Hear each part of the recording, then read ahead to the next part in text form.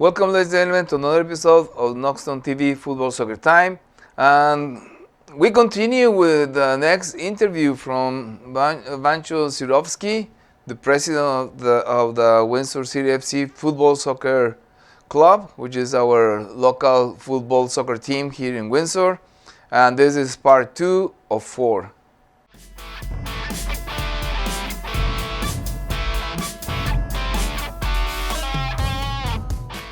The ending for Windsor City FC, like we were the last game against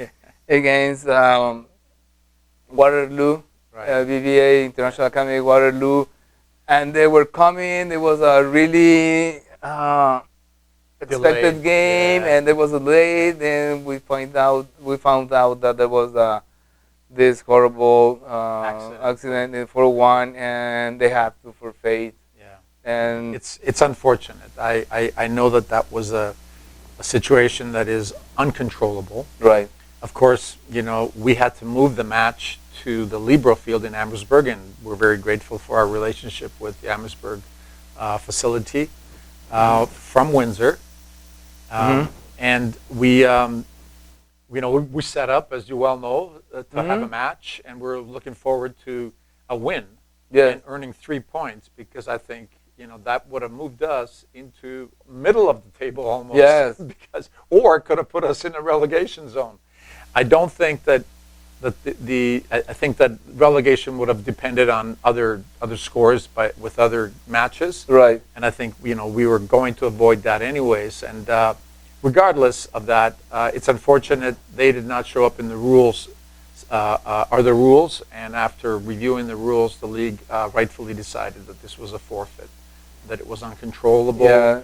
And of course, it is what it is. We're in that situation. We're in the 3 points, and I think we ended up somewhere just near the middle of the table.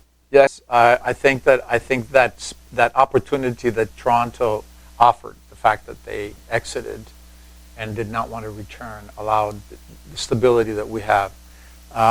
I think promotion relegation is a good thing in this format, in this league. Right. And you could see the level of competitiveness Right. emerged. And like I said, No, it gives the other teams from League 2 to come to the Championship right. League, and That's right. more motivation to get closer to the Premier League. Right. And I think that we're learning, and the league is learning, as we experience this whole process, and the league is very smart. We have some really strong leaders, and they understand that we need to adapt and make some changes in order to make sure that this is right. But again, it goes back to the schedule tells you how competitive this format is, and I don't think that Windsor City FC playing in the Championship Division or in the Premiership Division is going to be that much different. I mean, we need to add talent for sure. Right. Okay, but I also think that this city deserves a really talented group of kids showcasing this in front of our people, and our people need to show up to watch them. Yes. This is our supporters and our fans and parents and friends, and so I think that we have to have a renewed emphasis on promoting this organization and this team for next year. Yeah. How to work together. So Dardis invited me to the league meetings just to see how they conduct themselves and how they prepare. And of course, our League One Ontario has league meetings, and we have one coming up at the end of October, and then again in November to continue to improve and prepare. So leagues do this, and it was a great opportunity to learn something from the discussions that the basketball league, the professional basketball league, is doing, and a lot to learn from Dardis and his experience. And I think that there's a tremendous amount of opportunity to work together. Right. In terms of, just think about if there's a way to work together. Yeah, especially in the city. In the city. They promote In it the for city. the city.